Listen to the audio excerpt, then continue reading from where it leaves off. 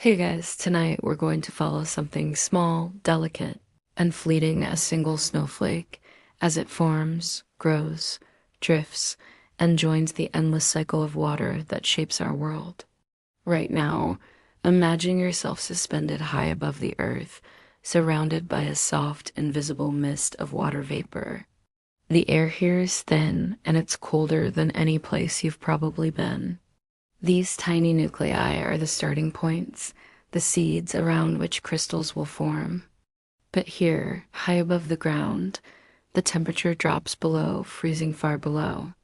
The molecules slow, their energy sapped by the cold.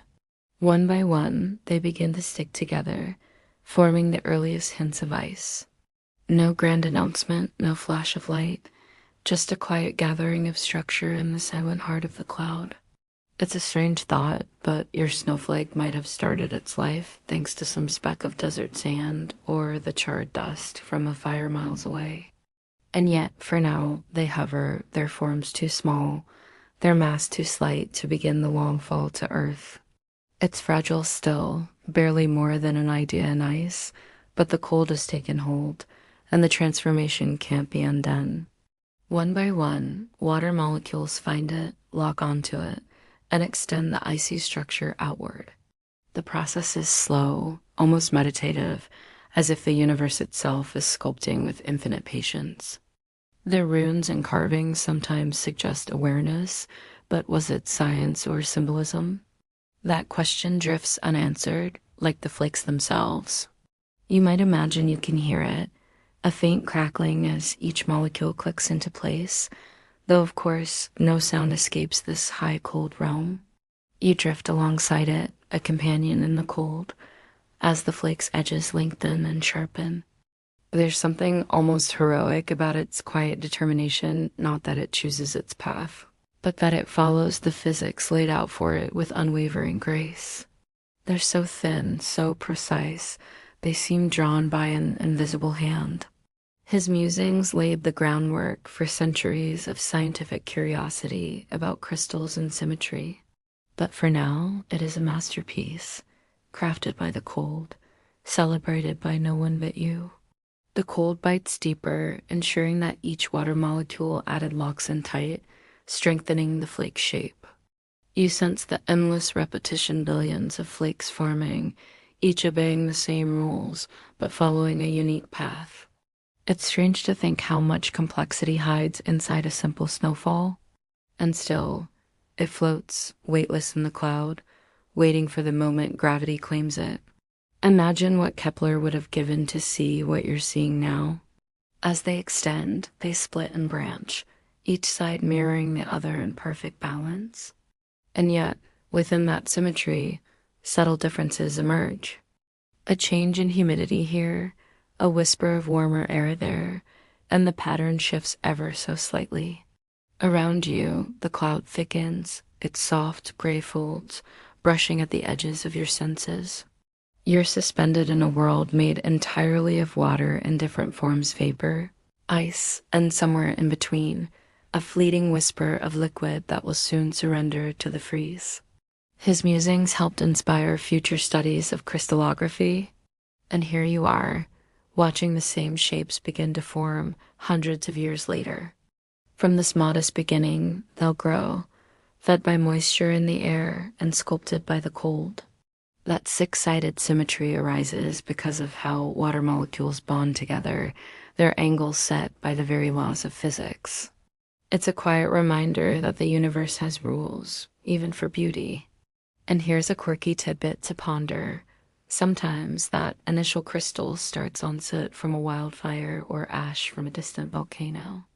Your snowflake could carry the fingerprint of a faraway fire, now transformed into a thing of delicate wonder. You're part of a hidden world, one that exists only in the moments before snow becomes visible. Historians still argue whether ancient cultures understood that snow begins as water vapor. Early explanations leaned more toward magic than meteorology. Layers of air swirl softly, carrying different temperatures and levels of humidity. Each gentle current can nudge a growing flake in a new direction, giving it a slightly different character.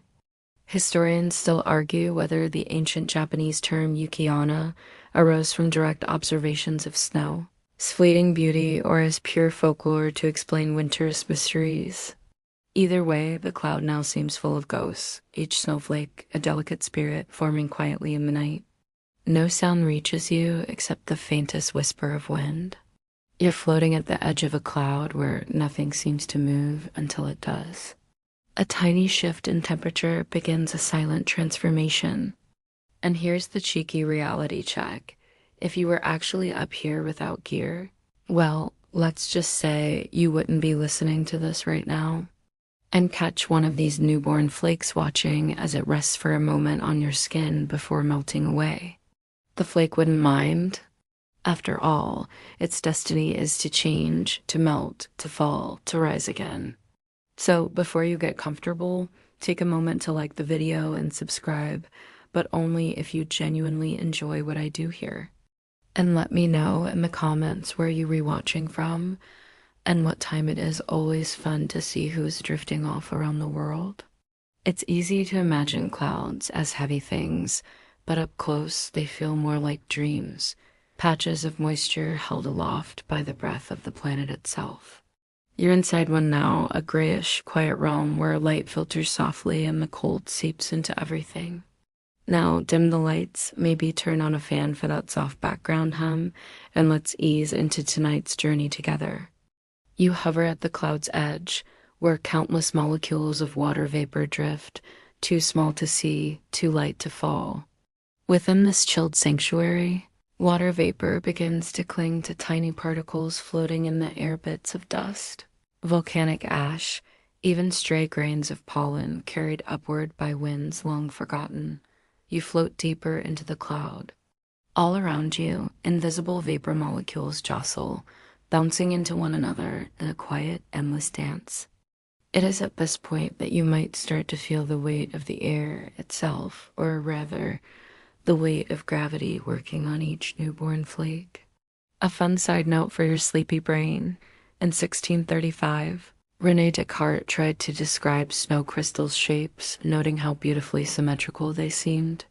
You might feel tempted to picture these early snowflakes as the elaborate stars we see in illustrations, but they start humbler, simpler, tiny hexagons of ice so small they could rest unnoticed on a strand of hair.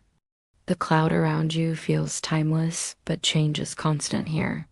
And while you're here, floating in this chilled, misty world, you might imagine that you could stretch out a hand from that first quiet gathering of vapor onto a dust mote. Your snowflake's journey begins to take form. That tiny nucleus, your flake's core, offers the perfect scaffold. The first crystal forms as a hexagon, always a hexagon. Historians still argue whether ancient Nordic cultures truly understood snow's hexagonal structure. You hover close, watching the first arms of the flake begin to grow. This is the flake's first test, to hold together as it grows, to balance beauty and fragility in the face of changing conditions.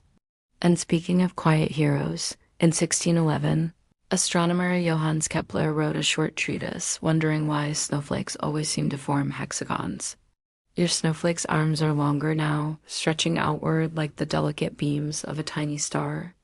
The cloud around you darkens slightly, as if night itself is drawing closer. And just before the flake begins its fall, you might smile at the thought that no matter how intricate, no matter how perfect, this little structure will vanish in time, melted, crushed, or sublimated back into vapor. The air shifts just a little at first, and your snowflake begins its gentle tumble downward. There's no grand leap, no sudden drop. Just the slow, inevitable pull of gravity coaxing it out of its cloud cradle. The flake doesn't just fall. It travels through a gauntlet of invisible sculptors. A fraction of a degree warmer, and its growth pattern alters. A touch of extra humidity, and new branches bloom from its arms. It's as if the flake is being carved midair by unseen artists. You fall with it, watching as the world below still far, far away waits with patient stillness.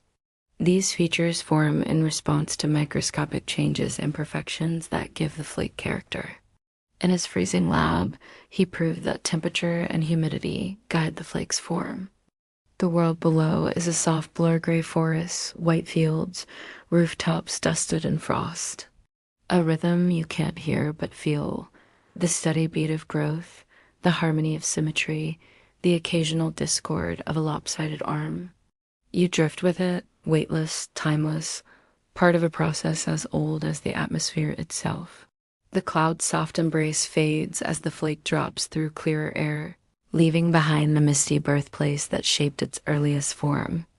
Below, the world begins to take clearer shape, a quilt of fields, forests, rooftops, and rivers, all muted under winter's breath. And named these subtle differences in flake structure, or whether those words were more about snow's texture on the ground. The spin helps balance its growth, letting each arm gather vapor evenly, at least in theory. Depending on their size, shape, and the air's mood, they can meander, drift sideways, even rise slightly before gravity wins again. Your flake's path is a slow, dreamy dance, choreographed by chance. The flake might pass through a moist layer that causes a sudden burst of growth at its tips. Or it might slip into drier air that pauses its branching, leaving parts of its arms shorter, stubbier. Every millimeter of the journey adds or subtracts something from the flake's final look. Unique in all the world, even as it joins countless others on the same long fall toward the waiting earth. But nothing in nature is perfect, and so tiny asymmetries creep in. One arm thickens, another lags behind, and so the flake's once perfect plan bends toward individuality. The debate drifts on like the flakes themselves. One early snowflake cataloger, Wilson Bentley, described them as tiny miracles of beauty, and here you are, floating alongside one, witnessing its quiet creation in real time. You're too high yet to make out details, but the ground waits patiently. And the flake? That's because the flake is still well below freezing, its structure crisp and sharp, its surface textured like the tiniest crystal filigree. But don't try to catch it just yet. The flake has more shaping to endure. As it falls through layer upon layer of atmosphere, the subtle changes in temperature and humidity sculpt new details into its icy form. For now, the snowflake rides the air like a leaf in autumn, drifting from side to side, slowing its descent, savoring the journey. You can almost feel the hush that snow brings to the world, the way it muffles sound, softens edges, and invites stillness. The cold tightens its grip, sharpening the points of the arms. A pocket of slightly warmer air encourages minute side branches to bloom, delicate as eyelashes on a frozen star. Billions, perhaps trillions, each shaped by the same forces, each utterly unique. A snowfall is a symphony of these tiny, fleeting works of art, and your flake is just one note. But tonight, it's the one you follow, the one you dream with. It continues its silent growth, adding molecule upon molecule, each placed according to the cold's instructions. Imagine his joy watching these patterns emerge, one molecule at a time. The perfect symmetry you might expect from nature's geometry is softened by the randomness of the journey. This is where the magic of shape truly begins. As your flake descends, it moves through layers of air, each with its own temperature, its own level of moisture. Historians still argue whether early Chinese scholars who studied snow formation during the Han Dynasty fully grasped this relationship between air layers and flake shape. Their poetic writings suggest they noticed something perhaps more than we give them credit for. As the flake tumbles, it spins ever so slightly, sometimes buffeted by the tiniest eddies of wind. The 6 arms continue to grow outward, each side mirroring the others as best it can. The air here is still cold, cold enough to keep the flake intact, but it's no longer uniform. Layers of slightly warmer or drier air create tiny shifts in growth. An arm might thicken, a branch might split. But the flake's journey through these layers of air ensures that no 2 arms are truly identical. And here's a quirky fact for your sleepy mind. Researchers have recreated snowflake formation in labs using supercooled chambers, but they can't get two flakes to match, either not even under controlled conditions. You might picture your flake now like a miniature star, spinning softly, its tips catching the faintest light filtering through the cloud. If you could shrink small enough to ride the flake's surface, you'd see intricate ridges, tiny hollows, even the beginnings of what might look like stair steps along the branches. And while we're here, drifting with this delicate traveler, let's spare a thought for Yukichiro Nakaya, the Japanese physicist who, in the 1930s, became the first person to grow artificial snowflakes. You're still descending slowly with the flake. There's something almost musical about it. And as the flake falls, you might wonder how many others are falling with it. You continue to drift with the flake, its slow motion descent both graceful and inevitable. This part of the journey is where the snowflake's character deepens. Historians still argue whether the Inuit, with their famously rich vocabulary for snow, recognized your snowflake twirls gently as it falls, catching every stray current of air. Here's a fun tidbit to lull you further. Snowflakes don't always fall straight down. If you could touch the flake now, it would feel dry and soft, not wet or icy as you might expect. As you descend together, the air thickens, and with it, the chance for change.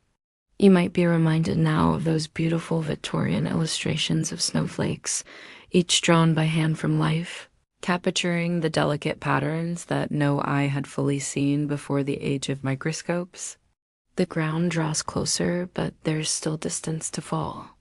And so your flake continues on, a silent traveler shaped by invisible hands. You fall deeper into the cold embrace of the winter sky, following the snowflake as its arms stretch farther, growing like the delicate limbs of a miniature frozen tree. Each arm reaches outward, splitting and branching, as if searching for balance in the tumbling air, a layer of moist air. New branches sprout, thin as a whisper. So if you ever spot what looks like tiny shards of glass and fresh snow, you've met these lesser-known forms. A patch of drier air. Growth pauses, leaving little gaps that give the flake its unique character.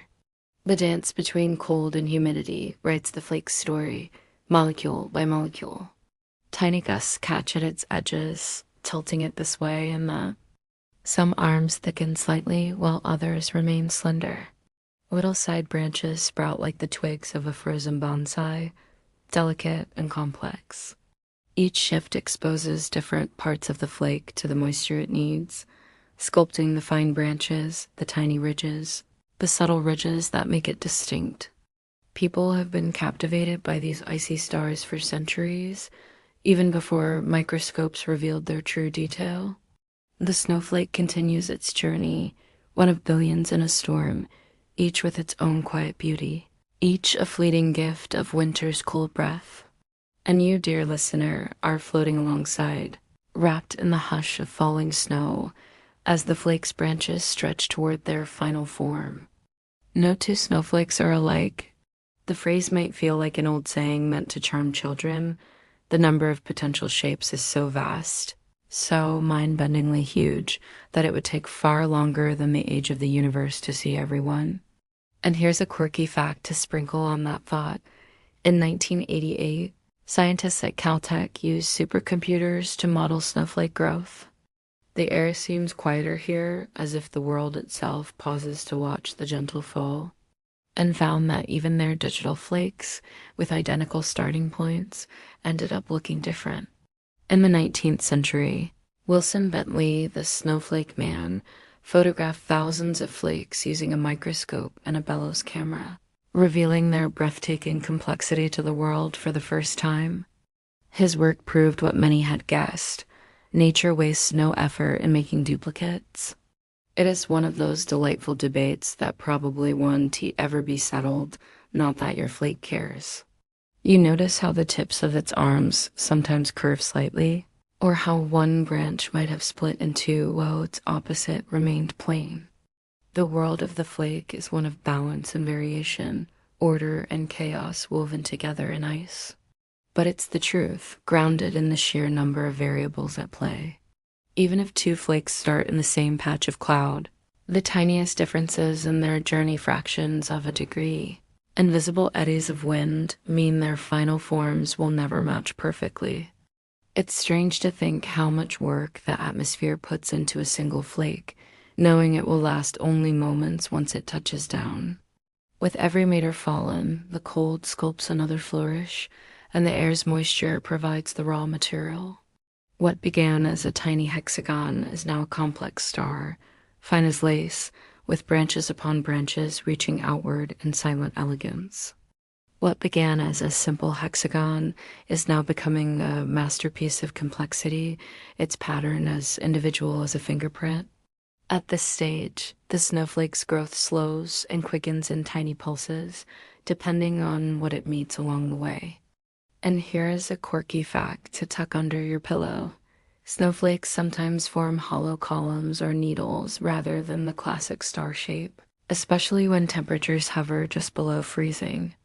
Historians still argue whether early Persian scholars who wrote about snow and mountain regions grasped these different forms, or whether their observations were limited to what they could see on the ground. Their writings speak of snow's power and beauty, but the details remain a scholarly puzzle. The air thickens now, and your flake spins more noticeably.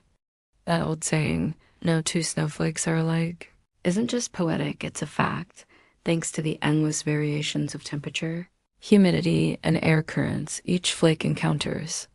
If you were to glance around, you'd see a ballet of snowflakes, each one shaped by its own invisible journey, none quite like another. Your flake's arms grow longer, thinner at the tips, spreading outward in a graceful pattern dictated by physics but touched by chance. And while you're imagining this slow, silent growth, picture a 19th century scientist or curious child holding up a black cloth to catch falling flakes, hoping to study their forms before they melt away. Down below, the world waits. You and your snowflake drift together, its 6 arms now fully formed but still growing in delicate, almost imperceptible ways. And here's where the great mystery deepens, the puzzle that has fascinated scientists, poets, and sleepy stargazers alike. Historians still argue whether the phrase "no two alike" truly originated in the early 20th century, or if some version of the idea existed in folklore long before that. Imagine, for a moment, all the possible paths a flake could take, all the combinations of temperature, humidity, and airflow it could meet on its fall to Earth. Your snowflake, unique as a fingerprint, continues its quiet descent, turning slowly as it falls, exposing its intricate face to the world. The ground comes into clearer view now, rooftops glazed in white, fields soft with unbroken snow, forests dusted in frost. As you float alongside your flake, you might think of those who've tried to capture snow's uniqueness over the centuries. And so your flake continues, silent and unhurried, one among billions but unmatched, a fleeting work of art born of cold and chance. The snowflake drifts lower, and you stay with it, its fragile form catching the faintest light as it falls. The world is hushed beneath a pale sky, the air thick with the weight of winter's breath. The snowflake's soundless descent is part of what makes snowfall feel magical, as if nature is whispering instead of shouting. The earliest written records from Northern Europe hint at both, but the truth, as with so many ancient observations, drifts somewhere in between poetry and science. Imagine now that you're small enough to ride the flake's surface, the world below a slowly approaching blur. There is no roar of wind, no rush of motion, only the soft sigh of the atmosphere letting go of its treasures. This is the part of the journey where silence reigns. You can make out trees dusted in white, rooftops soft by frost, fields that seem to glow faintly under the pale winter light. The air grows thicker here, the flakes fall a little slower, as if the world itself is reluctant to let it go. You and the flake move together through stillness, so complete it feels as if sound itself has frozen. He called it strena su denied sexangula, the New Year's gift, or on the six-cornered snowflake. His question remains part of science today. Why, of all shapes, do flakes so often choose six? The answer lies in the angle of water molecules when they freeze, but the wonder remains. Snowflakes, those tiny masterpieces we imagine as individual stars, often fall clumped together, creating the fluffy texture that piles up on windowsills and tree branches. It's these clusters that make snowflakes drift more slowly, catch on your scarf, and settle so gently on the ground. A snowfall isn't just pretty, it's a vital part of Earth's water cycle. Some scholars believe they were inspired by the soft piles of snow that blanketed their mountain homes, while others insist the carvings were meant to honor the intricate crystals themselves. Just you, a silent witness to a moment that happens countless times each winter, yet always feels rare when seen up close. The clumps of flakes piling up mute the usual sounds. No sharp echo of footsteps, no ring of voices through the cold air. The cluster prepares for its soft landing, part of a storm's gentle gift to the world. There's more to its story, more beauty in the way snow gathers and shapes the land. For now, you float on, part of a clump of icy stars, all falling together in perfect, soundless harmony. The snow absorbs the world's noise, and you feel as if you're moving through a world wrapped in cotton. This makes it such a good insulator, which, funnily enough, helps animals burrow underneath and stay warm in the cold. The mass of ice and air you're part of is bigger now, and so you fall a little faster, but still with that dreamy slowness unique to snow.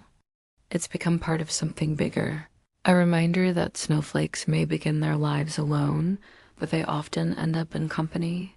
You pass other clusters, each one a collection of tiny, frozen works of art bound together for the journey.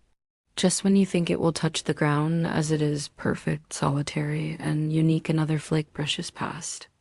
The collision is soft, so soft you'd barely notice it if you weren't watching so closely.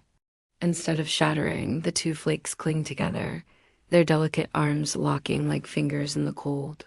And just like that, your flake becomes part of a cluster. Snow stores water high in the mountains, releasing it slowly in spring to feed rivers and lakes.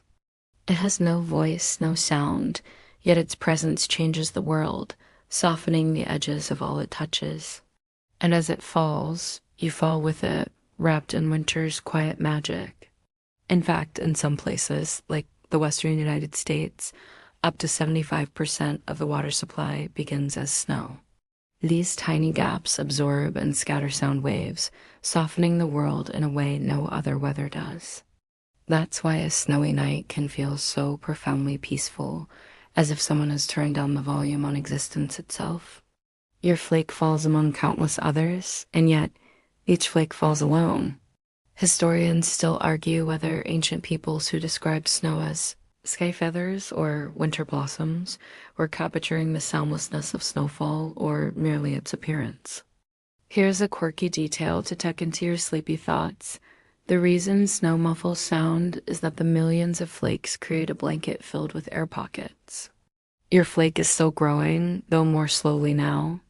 It's added most of its branches, and what remains is the fine-tuning, tiny ridges along its arms, faint hollows, little imperfections that make it truly one of a kind. Each new molecule that joins its structure is like a final brushstroke on a masterpiece, a detail so small it might escape the eye, but not the flake's story. And if you could see the flake's shadow as it falls, a barely there suggestion against the whiteness below, you'd notice how it shifts and turns, the flakes form dancing in slow motion toward the earth. The world beneath draws closer, and as you drift lower, you're reminded that this single flake is part of something vast.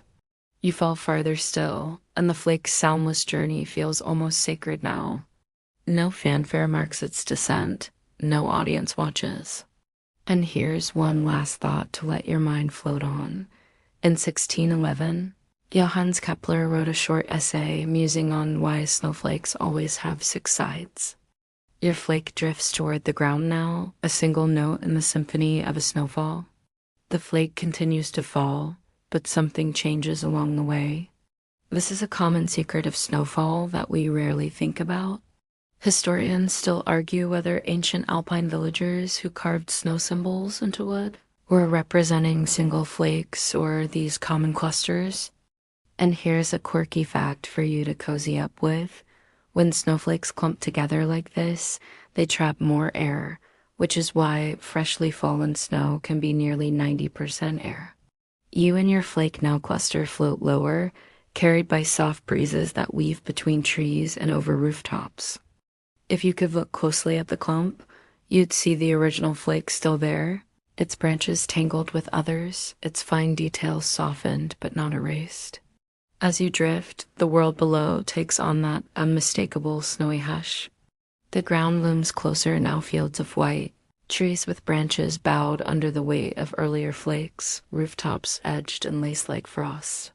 And still, your flake's journey isn't quite done. As your snowflake cluster drifts lower, the soft world beneath opens its arms to welcome you. The landscape is blanketed in white now, smooth and unbroken where no foot has yet fallen. The air feels thicker, quieter, as if holding its breath. The debate continues in dusty university libraries, but the snow itself remains unmoved, simply doing what it always has. Early Arctic explorers learned this the hard way and had to craft goggles with tiny slits to protect their eyes. Together, they form a surface that seems to erase shadows, smoothing out the world's harsh lines. Even the loudest cities feel softened under snow's pale blanket, as if nature has pressed a finger to its lips and asked for quiet.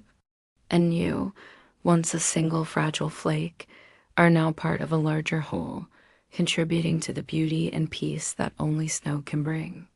But you remain tucked safely where you've landed, part of the quiet that blankets the night. Because while Earth's snow is beautiful, soft, and familiar, scientists have long wondered about snow beyond our world. Could snow exist on other planets, moons, or even drifting through the vastness of space? The idea is as strange as it is fascinating.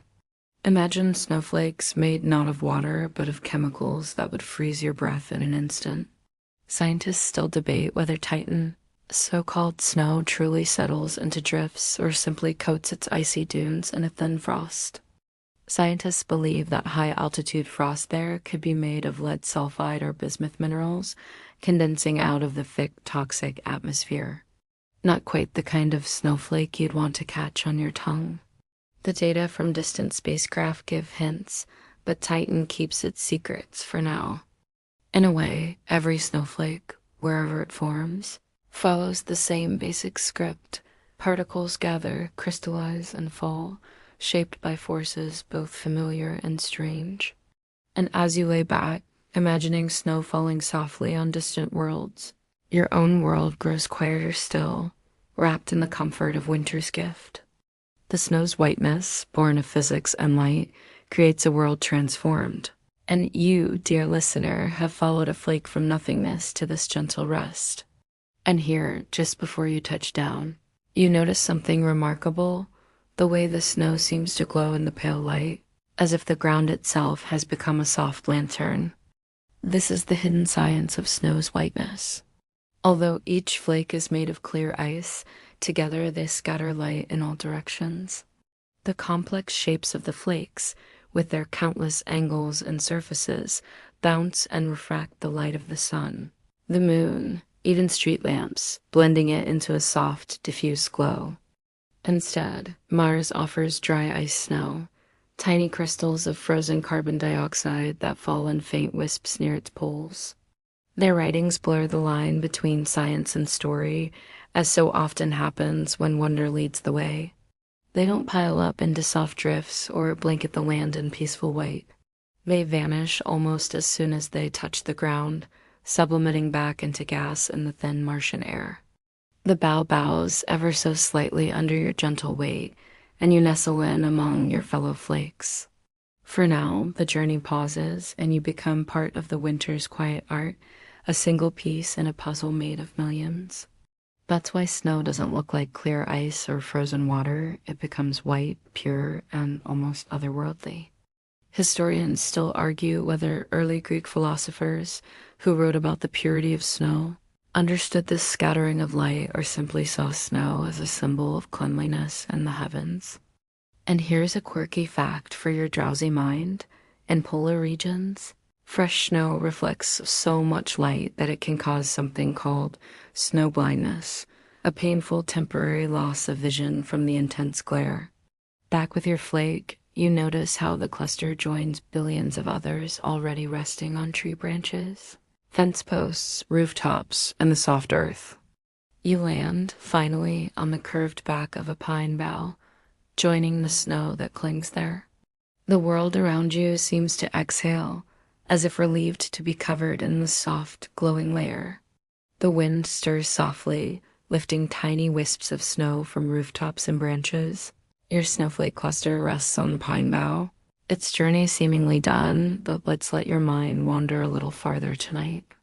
On Mars, for example, snow does fall, but not quite like the gentle flakes you've been following. And on Saturn's moon Titan, there may be methane snow, falling softly through thick golden clouds. Historians still argue whether ancient stargazers, who spoke of snow on the moon or in the stars, were describing real observations of ice glinting on mountaintops, or simply weaving poetry into the night sky. And here's a quirky thought for your sleepy brain. On Venus, it may snow heavy metals at the mountain peaks. Back on Earth, your snowflake rests quietly, but the thought that snow or something like it might fall across the universe connects you to a far larger story. You're reminded again how your flake, so delicate and brief, is part of a process echoed across planets and moons. A small reminder that even in the cold and dark, beauty forms wherever conditions allow. The snowflake lies still now, part of a blanket that softens the world beneath the sky's gray hush. But as you settle into the quiet, let's let your thoughts wander further into the ways snow has shaped human history. Snow isn't just backdrop, it's participant. Because while we often think of snow as something peaceful, perhaps even bothersome when it blocks a driveway or delays a train, it has quietly altered the fates of empires, the outcomes of wars, and the survival of entire peoples. Ancient writers described storms that buried paths, avalanches that swallowed men and beasts alike, and ice that turned rock faces into glassy walls. Snow was no passive scenery in this tale, it was an obstacle, a force that demanded courage, strategy, and sometimes sheer luck. You might picture a lone soldier standing watch on a snowy ridge, or a caravan winding its way through mountain passes, their breath clouds mingling with the frosty air. Either way, snow became a symbol of both hardship and hope, its fall awaited with both dread and gratitude. Consider, for example, the famous retreat of Napoleon's army from Russia in 1812. The haiku poets of Edo period Japan found endless inspiration in its fleeting beauty. The painter Peter Bruegel the Elder captured peasant life under soft drifts and leaden skies. In languages around the world, snow has given rise to metaphors of purity, silence, fragility, and renewal. His men, unprepared for the brutal Russian winter, were slowed, starved, and ultimately devastated by snow that fell early and deep. The snowflake's work is far from over, shaping not only the ground beneath, but the minds and hearts of those who live alongside winter's breath. Cultures across the globe have spun myths and legends from the simple fall of snow, weaving meaning into every silent drift and fragile crystal. Was it reverence for nature's artistry or an early attempt at science? The debate swirls on like the flakes themselves. Beneath the surface, it will help insulate the soil, shelter tiny creatures, feed the rivers, and slowly, quietly shape the land.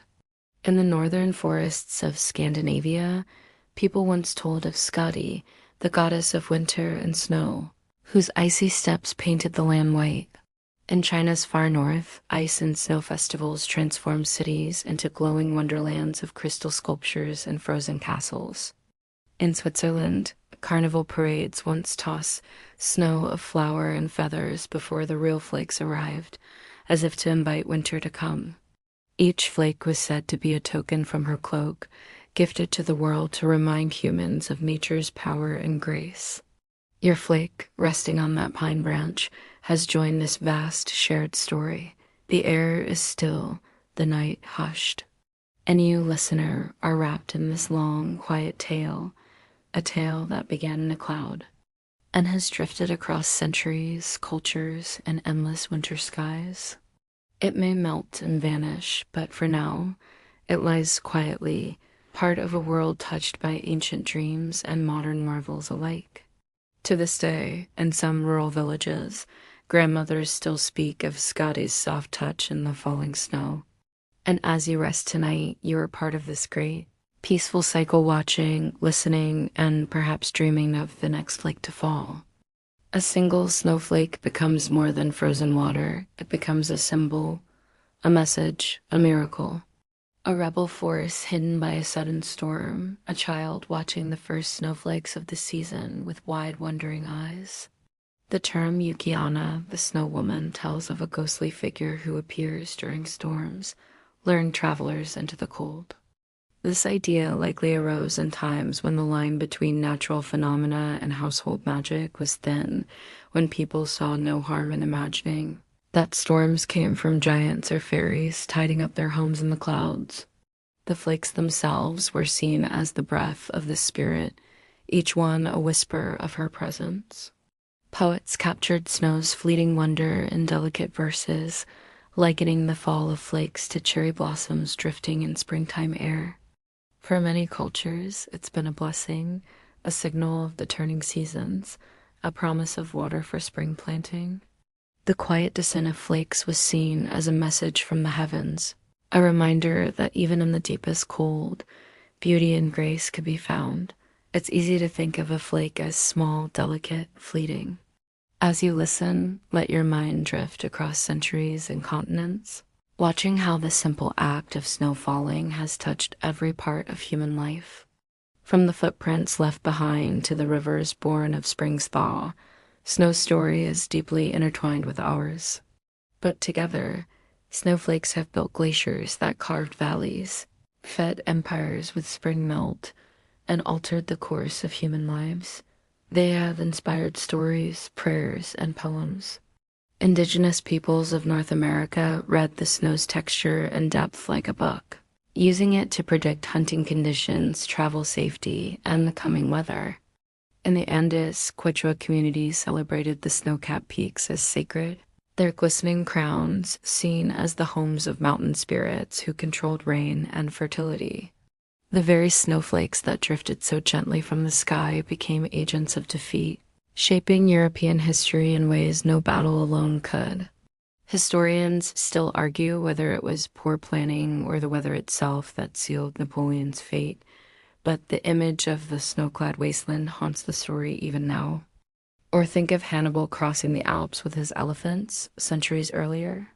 Here's a quirky fact to nestle into your dreams. In medieval Japan, snow was believed to purify the soul. Samurai and monks alike would stand barefoot in it as an act of discipline and renewal. Snow's cold bite was thought to sharpen the spirit, even as it numbed the flesh. And yet, snow hasn't only brought hardship. Historians still debate whether early agricultural societies truly understood snow's role in feeding rivers and enriching soil, or whether they simply recognized its patterns and wove them into their myths. Picture now the way snow has shaped art and language. And if you could walk through history's snowy moments, you see footprints that changed the world. A messenger slipping across a frozen river to warn of an attack. Your snowflake, resting now on that pine branch, is part of this ancient tapestry. And here is one more curious note for your journey into sleep.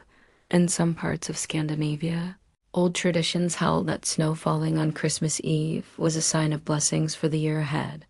The snowflake's journey may seem small, but its impact is vast. The world remains still beneath its snowy quilt. The snowflake rests now nestled among millions of others, but its story continues. Because long after a flake lands, its presence lingers. Imagine now the snowflake through the eyes of those who came before us. Historians still argue whether such myths arose purely from imagination or whether ancient observers noticed patterns in snowfall that seemed too perfect, too symmetrical to be chance. In Japan, snowflakes have long been linked with transience and beauty. Here's a quirky detail for your sleepy mind. In medieval Europe, some believed that snow was the work of sky spirits shaking feather beds, the flurries of white down floating gently to earth. You might find yourself smiling at these stories, but they reflect something universal: the need to explain, to find meaning, to see wonder in the ordinary. Picture now how people have celebrated snow in festivals, art, and tradition.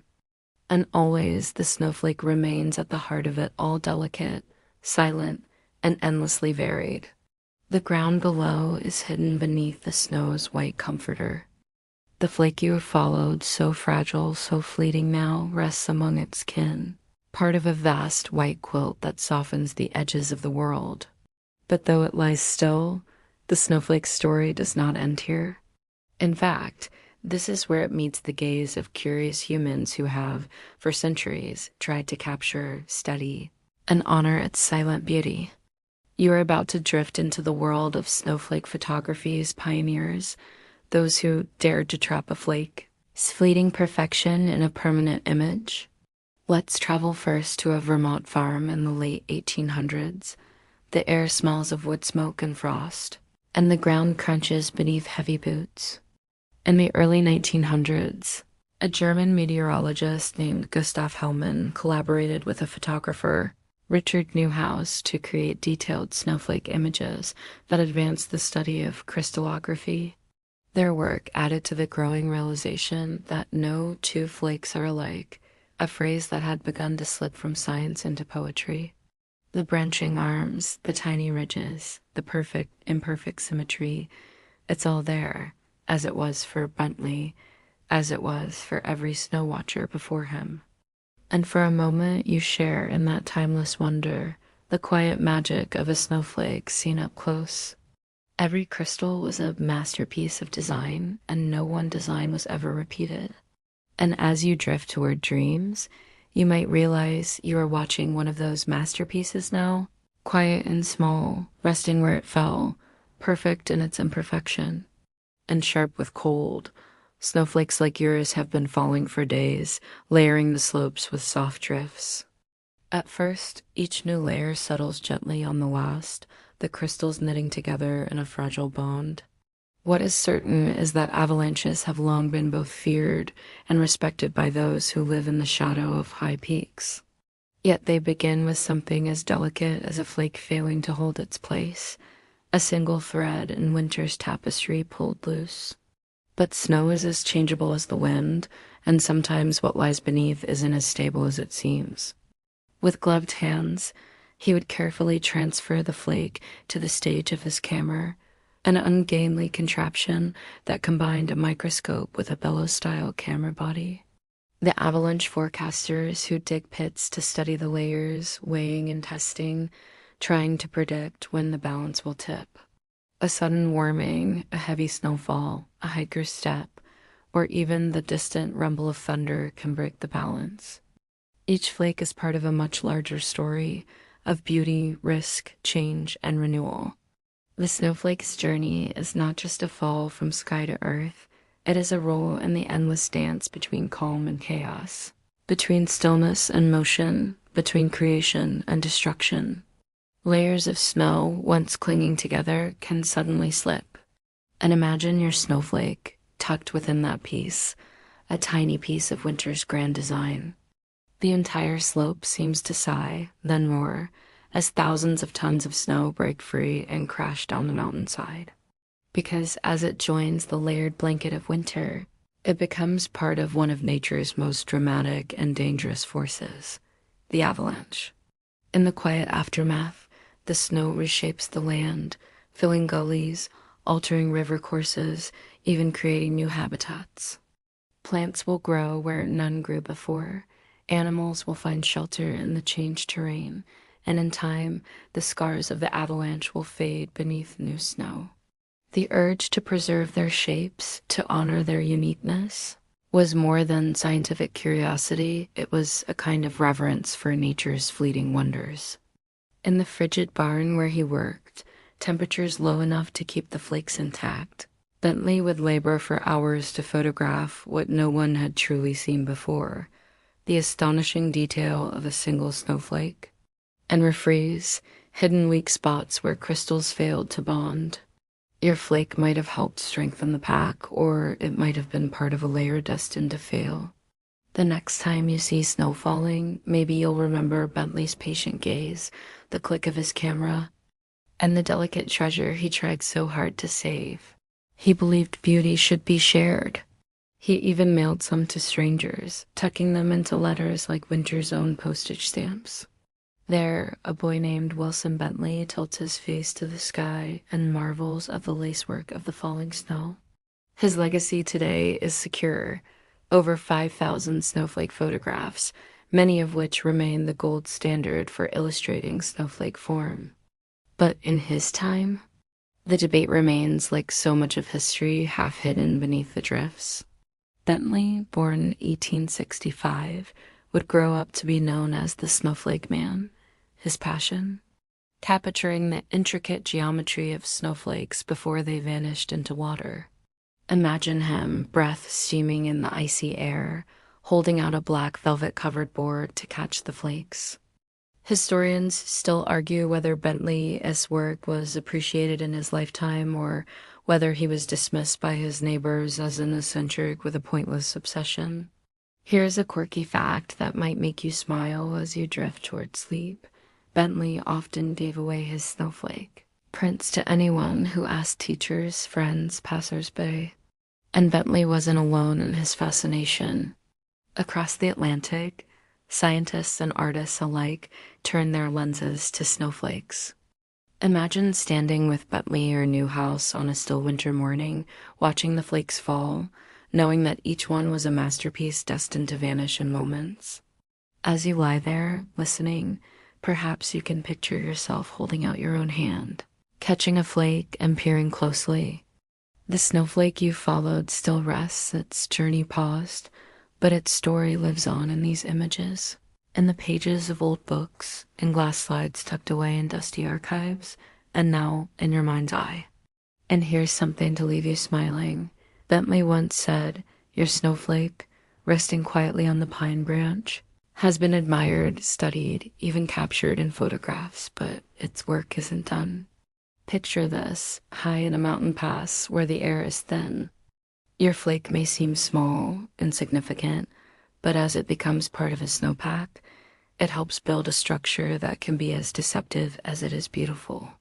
Historians still argue whether avalanches shape the outcomes of certain alpine battles, whether, for example, Hannibal's crossing of the Alps was delayed by such a disaster, or whether those tales are the stuff of legend. And here's a quirky fact. Some avalanches move faster than 200 miles per hour, with enough force to level forests and hurl boulders the size of houses.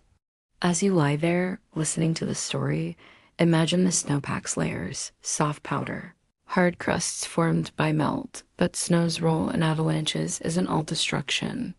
Picture the people who live with snow's double nature, the skiers and mountaineers who read the snow's surface like a map, looking for signs of hidden danger.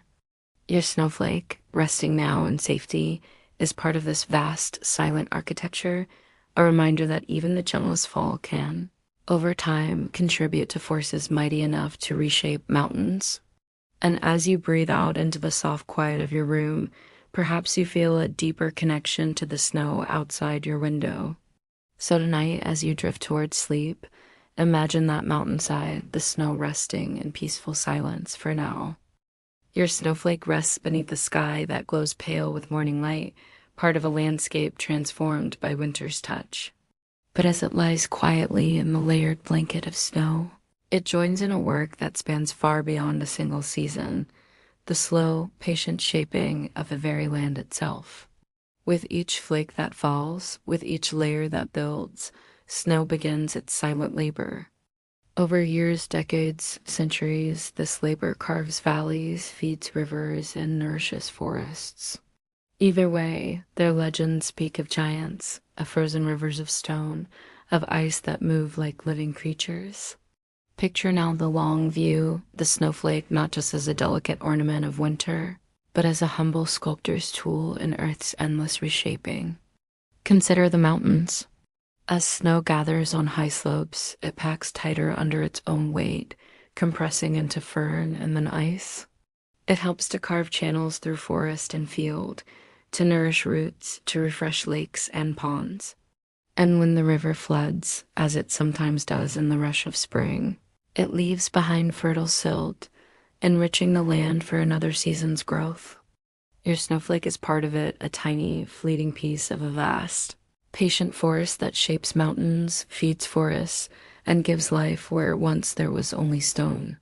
Yet, for all we know about snow's beauty and power, its secrets have not been fully revealed.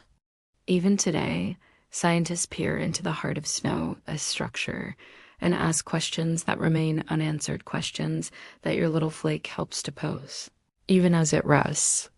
Glaciers are born from this ancient snow, their immense mass flowing ever so slowly down valleys, grinding rock beneath, carving U-shaped passes, and carrying debris that will one day become rich soil. The precision of those drawings suggests careful study, but were they meant to document or to inspire? That question, like many in snow science, remains unanswered. If a flake passes through a layer of warmer, wetter air, its branches can thicken or shorten, or it might even begin to melt slightly, only to refreeze in colder air below. In this way, a flake's final form records not just where it was born, but every layer of air it has passed through a frozen diary of its journey. Its precise geometry, the way each arm grew, the tiny ridges along its branches, the minuscule bubbles trapped inside, is a unique product of conditions that will never repeat. It's a reminder that even in something as common as a snowfall, nature's complexity waits to be explored. You might think that we've mapped every corner of how a snowflake forms, but the truth is, the deeper we look, the more mysteries we find. But a worker of the land, a sculptor of the world, a partner in the great cycles of Earth. They build chambers that mimic the sky, creating artificial clouds and flakes, watching as crystals form and shift, grow and break. Your flake is part of that conversation, part of a puzzle that continues to charm, confound, and inspire. And still, no two flakes come out quite the same, not even in the lab. From the high slopes of glaciers to the soft drifts on your doorstep, from the quiet fall of a single flake to the roaring rivers of meltwater in spring, snow's work is never done. We know that temperature and humidity influence whether a flake grows as a flat plate, a slender needle, a hollow column, or the familiar star-shaped dendrite. But what precisely triggers the transition from one form to another? Why does a flake forming at 15 degrees Celsius sometimes branch wildly while another flake, at the same temperature and moisture, forms a simple plate? Scientists still debate the details, running complex computer models that don't always agree with nature's results. Your snowflake may melt in spring sun, but its kin, fallen higher and deeper, join in this glacial work. The snowpack warms under lengthening days, and your flake melts at last, its water slipping into the soil, joining trickles that become streams, streams that feed rivers. Snowmelt shapes the rhythm of entire ecosystems, providing the water that plants and animals depend upon. In some regions, snowpack is the single greatest source of fresh water, feeding reservoirs, irrigating fields, quenching cities' thirst. In Antarctica, snowflakes that fell tens of thousands of years ago are still preserved deep within ancient ice sheets. Scientists drill ice cores to study these old flakes, reading the bubbles of ancient air trapped inside them to learn about Earth's climate and ages past. Your flake's cousins, it seems, have been keeping records for millennia. Historians still argue whether early peoples who first settled glacial valleys understood the forces that had shaped the land around them, or whether they saw the cliffs and moraines simply as gifts of the gods. And here's a quirky fact for your sleepy mind. In places like Greenland, imagine now the spring melt. Your flake, so small, so fleeting, becomes part of that mighty flow. And as you lie back listening to the quiet, perhaps you can see the snowflake's true role, not just a thing of beauty. So tonight, as you rest beneath your own roof, imagine the snow falling softly outside, joining in that timeless labor. Your snowflake, after its quiet landing, is now part of the great layered quilt of winter. Let's drift together into the world of snow physics, a realm where simplicity hides complexity, where what seems ordinary is still not fully understood. Take, for example, the shapes of flakes themselves. Historians still argue whether the diagrams of snow crystals in ancient Chinese and Persian manuscripts reflected real scientific observations or were stylized art meant to honor snow's beauty. And here's a quirky fact to send you deeper into thought. Snowflakes can change shape during their fall. Modern researchers with powerful microscopes and high-speed cameras continue to study these processes, hoping to unlock snow's last secrets. Your snowflake, though seemingly at rest, is part of this mystery. So as you drift towards sleep, think of the scientists still watching the flakes, still asking their quiet questions, still trying to learn the language of snow. And tomorrow, when the sun rises and the snow begins to sparkle, it will seem for a moment as if every flake holds a secret just waiting to be discovered. Your snowflake rests quietly, part of the vast white blanket that transforms the world each winter. But even now, as it lies still, it continues to matter. Because today, in our modern age, snow is no longer just the subject of poetry and wonder. It is something we actively study, measure, and model in hopes of understanding and preparing for the future. Did mountaineers demand the research after too many close calls? Or did scientists venture into the cold first, driven by their own questions? Either way, the science of snow became a partnership between knowledge and survival. Let us travel together into the world of snow science today, a world where your humble flake plays a role in weather forecasts, engineering plans, and climate studies. The timing and depth of snowpack, the rate at which it melts, and the amount of water it delivers each spring. All of these offer clues about how our planet's climate is shifting. Each flake years among them is part of a living map, one that researchers read to understand patterns of wind, weather, and warming. In their own way, snow scientists are storytellers, sharing what the snow reveals about the world today and what might come tomorrow. Your flake, resting on a pine branch or pressed into a deep drift, becomes part of this silent, snowy archive of Earth's changing rhythms. It begins as a tiny crystal, falls as a single flake, and ends as part of something far greater, a data point, a protector, a reminder of winter's power and promise. From the high clouds where it formed to the pine branch or rooftop or open field where it settled, your flake has drifted through air and light, temperature and time, shaped by forces both delicate and grand. Did they know that the flakes they welcomed would return again as rain or mist, part of a great endless loop? People once believed that the first snow of the season contained magic, that catching a flake on your tongue could bring good luck for the winter ahead. It may not be seen or noticed, may not be photographed or admired, but it plays its part. Together they shape the season, define the landscape, and mark time itself. Snowfall is not just weather, it's memory. It covers the scars of the year, offers rest to the land, and promises renewal when the thaw comes. When the sun rises higher and warmer days come, your flake will give its water to the thirsty earth, to roots and seeds, to streams and springs. It will feed the world, quietly, without fanfare. Children would run out at the first flurries, laughing as they tried to taste the sky. Or did they see each fall as a gift in itself, a moment of wonder without need of explanation? The debate, like the snow, drifts on. Now, resting among countless others, it meets its quiet fate. The work that begins with a flake forming high in the clouds now stretches to satellites in orbit, Supercomputers running climate models, and researchers digging snow pits on remote mountain slopes. They dig deep trenches into the snowpack, studying the layers, soft new powder, hard crusts from melt and refreeze, fragile weak spots where grains failed to bond. Your snowflake, though small, helps make up those layers, a part of the puzzle they read to predict which slopes are safe, which ones hold hidden danger. But the quiet landing, the gentle waiting, and the contribution it makes to something far larger than itself. A single flake, brief and delicate, yet part of winter's endless patient work. There is no sound, no impact, no splash, just a feather-light kiss as the flake touches down, joins the drift, and adds its shape to winter's soft sculpture. The world around it is hushed. The snow absorbs sound, as if protecting the flake's final moment from interruption.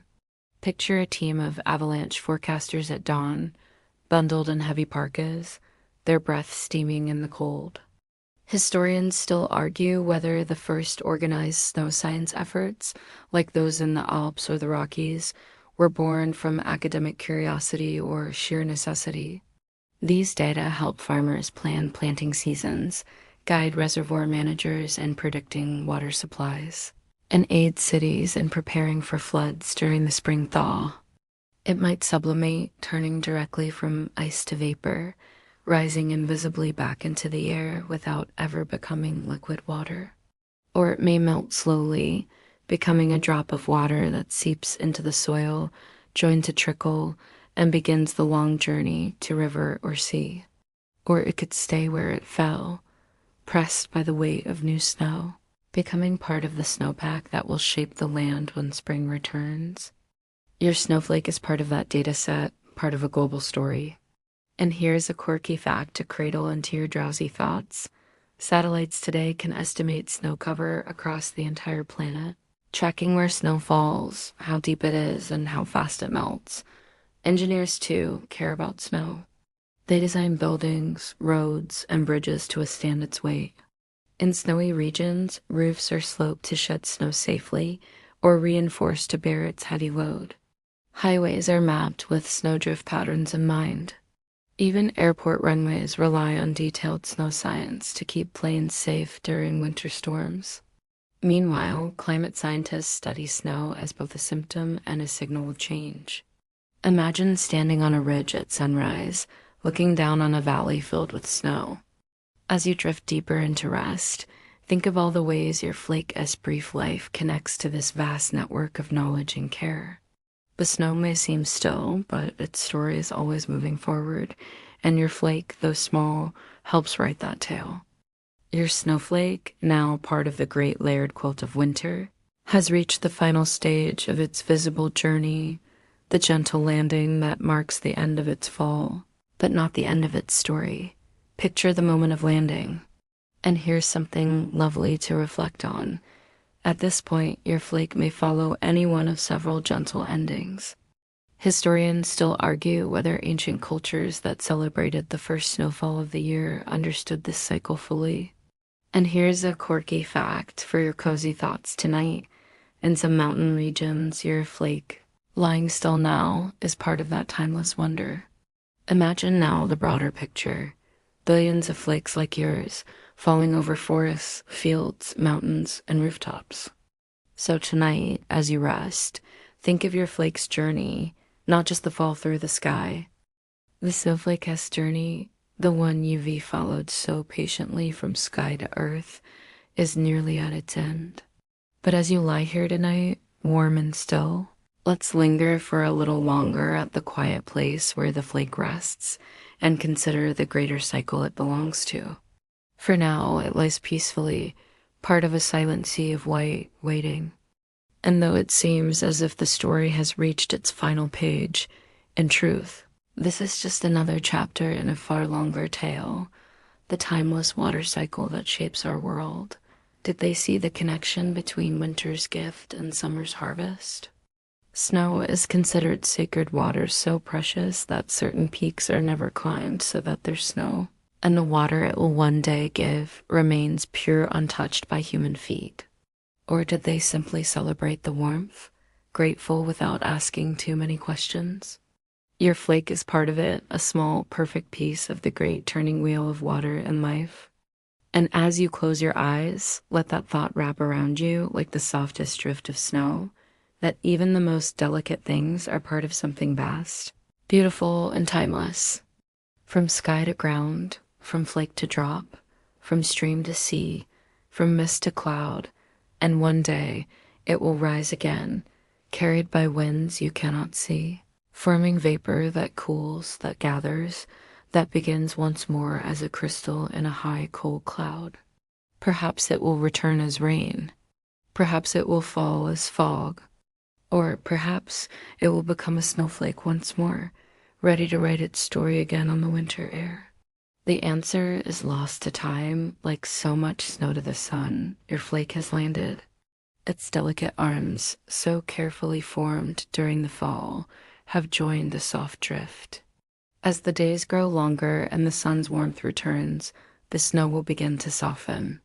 Your flake, along with billions of others, will melt. Slowly, quietly, it will let go of its frozen form, becoming a droplet of water. That drop might trickle into the soil, nourishing roots hidden deep beneath the thawing ground. Or it may join others, forming a rivulet that feeds a creek, that joins a river, that winds its way toward the sea. Historians still argue whether ancient civilizations who honored the return of spring understood that the snow melting on their rooftops was the same water that filled their wells. And here is a quirky fact to send you gently toward dreams. In some parts of the world, particularly high in the Himalayas, your snowflake, so tiny, so brief in its fall, becomes part of this sacred flow. So now, as you settle deeper beneath your blanket, imagine that endless cycle, the gentle fall, the quiet landing, the melt, the flow, the rise. And so we end tonight's journey, whisper soft as the snow outside continues to fall. The snowflake's story, like winter itself, holds both peril and protection. For as much as snow can fuel avalanches, it can also save lives. Tonight, let's follow your flake into another chapter 1, where its role shifts from risk to refuge, from danger to shelter. As it piles up, it traps air between the crystals, forming a barrier that holds in warmth and keeps out the bitter wind. That's why a snow cave, hastily dug by a stranded traveler, can mean the difference between life and death. Inside, the temperature might hover just below freezing, a brutal cold in other circumstances, but a haven compared to the far colder air outside. Picture a windswept plain, endless and white, beneath a steel-gray sky. Together with countless others, it forms the protective skin that allows life to endure in places where, without snow, none could survive. Beneath the snow's surface, small creatures tunnel voles, shrews, even foxes, following hidden paths that offer warmth and safety from predators. The snowflake, so small, so brief in its individual journey, becomes powerful when joined with others, a reminder that even the most delicate things can build something strong, protective and enduring. Snow is not just a barrier. It is a secret world, a shelter for the living. Did the first snow cave come about by accident? Or was it inspired by watching how animals burrowed into drifts for warmth? Your flake will still be there, part of the unseen architecture that keeps the cold at bay and life safe beneath the winter sky.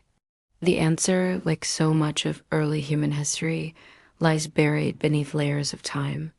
They would press an ear to the packed surface, hoping to catch the faint sound of an animal moving beneath, its steps muffled but not entirely hidden by the insulating layer of flakes.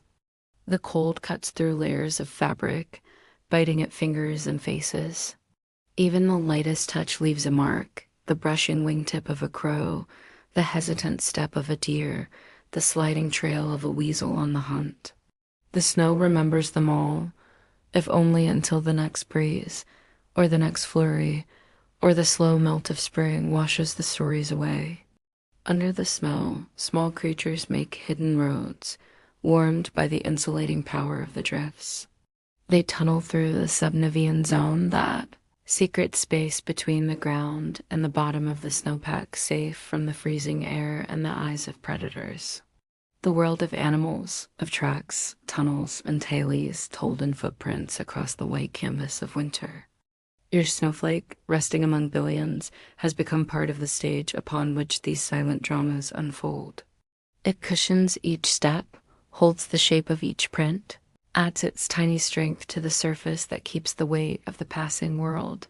It may seem small, but together with its countless kin, it builds the very stage upon which winter's wildlife must play out its season. But for now, it rests, part of winter's sheltering embrace, part of the world's quiet promise that even in the coldest moments, warmth can be found. The wind softens some, sharpens others, and the snowflakes roll. Though silent, though unseen, is essential. Weaving between clumps of grass, poking through the drift. And as you go, know that your snowflake is part of that journey, too tiny, fleeting, but woven into winter's great tapestry of life. And there, broader, deeper, the paw prints of a fox, pressed firmly into the snow as it hunts beneath the pale winter sun. Here, in this frozen world, snow becomes more than just scenery, it becomes survival. Your flake, now packed among billions of others, helps create the material that explorers, soldiers, nomads, were their readings of the snow's surface learned through generations of teaching or born of pure survival instinct. Either way, they became masters at reading the subtle signs, the depth of a print, the crispness of its edges, the scattering of kicked-up snow that marked a hurried escape. And animals have used for centuries to endure winter's harshest trials. The walls of packed snow glow faintly in the dim light, a soft bluish white that soothes the eyes after the glare of the open plain. The air is still. You can hear your own breathing, feel the quiet heartbeat of the world outside. The snow muffles sound, holds the cold at bay, and gives you space to rest. Snow, for all its softness, is one of nature's best insulators. Historians still argue whether the use of snow shelters by ancient Arctic peoples was a discovery born of desperate necessity or the result of careful observation passed through generations. Here's a quirky fact to carry with you into sleep during World War II. Soldiers on both sides of winter campaigns used snow not only for shelter, but as camouflage, digging into drifts to hide from enemies and to keep warm during long frozen nights. The very snow that could kill with cold also offered protection, a strange duality that has marked humanity's relationship with winter since the first flakes fell. Now imagine yourself within such a shelter. Your flake, your tiny traveler from sky to earth, has become part of this haven. And when dawn comes, casting pale gold across the endless white, the snow will remain, holding its quiet vigil. As you lie back, listening to this story, let the idea of that shelter, that hidden warmth, wrap around you like a soft quilt. And soon, as spring comes and the snow begins to melt, your flake will move on to its next chapter. Beneath the quiet blanket of snow, where your flake lies hidden, another world stirs.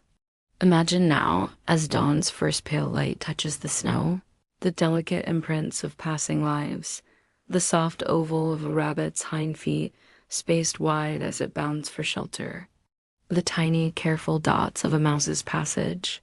Historians still argue whether ancient hunters of the far north understood snow tracking as science or art. And here's a quirky fact to curl up with tonight. In the high Arctic, some indigenous hunters use snow, not just for reading tracks, but for listening. Your snowflake is part of that layer now, part of the silent witness to the passing of life above and below. Above, the snow records every visitor. And yet, for a time, your snowflake helps preserve this fleeting record. Picture the snow at twilight, tracks crisscrossing the drifts like runes of an ancient, forgotten language. As you lie back, listening to this story, perhaps you'll dream of following those tracks yourself, through forests heavy with frost, across meadows turned to silver beneath the moon, into the secret, hidden places where the snow tells its quiet tales.